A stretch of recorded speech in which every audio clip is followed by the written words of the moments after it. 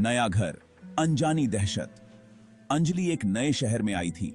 यह शहर उसके लिए बिल्कुल नया था और वह यहां एक नई शुरुआत करने के लिए आई थी। उसे रहने के लिए एक पुराना सा मकान मिला, किराए पर। मकान बहुत बड़ा था, खूबसूरत पर सुनसान। मकान की दीवारें पुरानी लकड़ी की बनी थीं और हर कोने में एक अजीब सी खामोशी थी। अंजलि को पहली ही रात से कुछ अजीब सा लगा। हवा में एक अजीब सी गंध थी, जैसे नमी और सड़न की। उसने सोचा कि शायद यह पुरानी लकड़ी की गंध है, लेकिन यह गंध बहुत ही तीव्र थी। दूसरे दिन उसने मकान मालिक से पूछा, यह गंध कैसी आ रही है? मकान मालिक ने उसे आश्वासन दिया कि यह गंध कुछ दिनों में चली जाएगी। मकान मालिक ने मुस्कुराकर कहा, अरे, यह तो पुरानी लकड़ी की गंध है, चिंता मत करो, कुछ दिनों में चली जाएगी। लेकिन अंजलि को यह जवाब संतोषजनक नहीं लगा। पर गंध नहीं गई, उल्टा हर रात यह और तेज होती गई। अंजलि को अब यह गंध असहनीय लगने लगी थी। साथ ही शुरू हुए अजीबोगरीब वाकये। रात के समय अजीब आवाजें सुनाई देने लगीं। कभी कभी उसे ऐसा लगता कि कोई उसके कमरे में चल रहा है। चीजें अपने आप हिलने लगतीं। कभी कभी अलमारी के दरवाजे अपने आप खुल जाते और चीजें गिरने लगतीं। दीवारों पर परछाई दिखाई देती। यह परछाई कभी कभी इतनी स्पष्ट होती कि अंजलि को लगता कि कोई उसके पीछे खड़ा है। अंजलि ने सोचा, शायद मैं थकी हुई हूं, जरूर मुझे आराम की जरूरत है। लेकिन आराम करने के बाद भी उसकी बेचैनी कम नहीं हुई। हर रात उसकी नींद में खलल पड़ता और वह और भी ज्यादा थकी हुई महसूस करती। उसने इस मकान के बारे में और जानकारी जुटाने की कोशिश की। पुराने दस्तावेजों में उसे पता चला कि इस मकान में पहले भी अजीब घटनाएं हो चुकी हैं। पड़ोसियों से बात करने पर भी उसे पता चला कि इस मकान के बारे में कई कहानियां प्रचलित हैं। कुछ लोग कहते थे कि यह मकान भूतिया है। अंजलि ने आखिरकार फैसला किया कि वह इस मकान को छोड़ देगी। उसने अपने सामान पैक करना शुरू कर दिया। जब वह मकान छोड़कर जा रही थी तो उसने एक बार पीछे मुड़कर देखा। मकान अब भी उतना ही सुनसान और डरावना लग रहा था। अंजलि ने राहत की सांस ली और नए सिरे से अपनी जिंदगी शुरू करने के लिए आगे बढ़ गई। परछाई की दस्तक। यह एक ऐसी रात थी जो अंजलि के जीवन को हमेशा के लिए बदलने वाली थी। एक रात अंजलि की नींद अचानक खुल गई। उसे ऐसा लगा जैसे किसी ने उसे झकझोर कर जगा दिया हो। उसे लगा जैसे कोई उसे घूर रहा है। उसकी धड़कनें तेज हो गईं और उसने अपने चारों ओर देखा। उसने डरते डरते आंखें खोलीं। कमरे में अंधेरा था, लेकिन चांदनी की हल्की रोशनी खिड़की से आ रही थी। चांदनी में एक परछाई दिखाई दी जो धीरे धीरे स्पष्ट हो रही थी। एक औरत की परछाई, लंबे बाल, हवा में लहराते हुए, सफेद साड़ी। वह परछाई धीरे धीरे अंजलि की ओर बढ़ रही थी। अंजलि डर गई।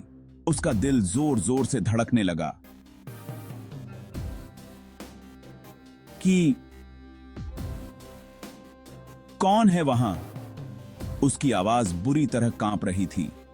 उसने अपने आप को शांत करने की कोशिश की, लेकिन डर ने उसे जकड़ लिया था। परछाई धीरे धीरे उसके करीब आने लगी। अंजलि ने महसूस किया कि वह हिल भी नहीं पा रही थी। अंजलि का डर और बढ़ता गया।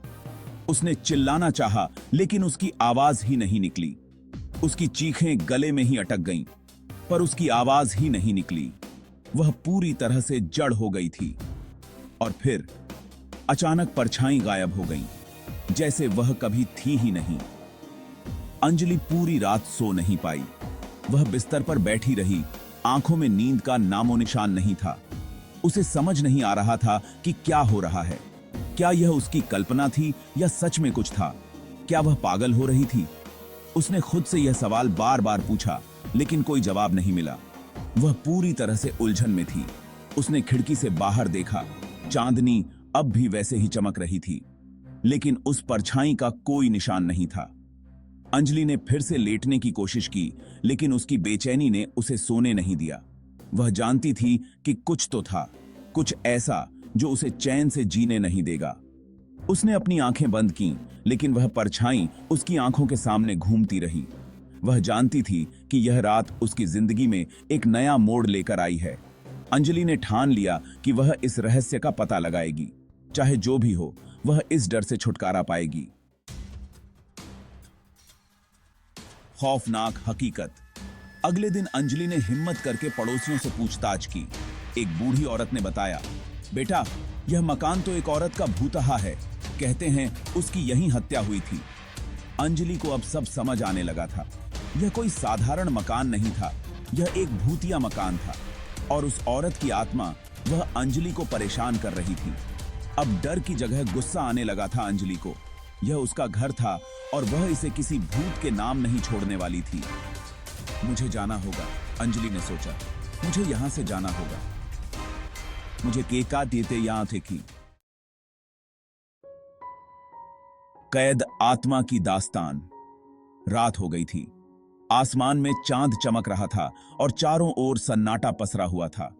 अंजलि अपना सामान पैक कर रही थी कि अचानक कमरे का तापमान गिर गया। उसे एक अजीब सी ठंडक महसूस हुई, जैसे किसी ने बर्फ की चादर ओढ़ा दी हो। हवा में फिर से वह भयानक गंध फैल गई। यह गंध उसे पहले भी महसूस हुई थी, जब उसने पहली बार इस घर में कदम रखा था। और फिर वह परछाई फिर से प्रकट हुई। इस बार वह और भी स्पष्ट थी, जैसे वह कुछ कहना चाहती हो। इस बार वह साफ दिख रही थी। उसकी आंखों में एक अजीब सी चमक थी, जैसे वह किसी गहरे दर्द को छुपा रही हो।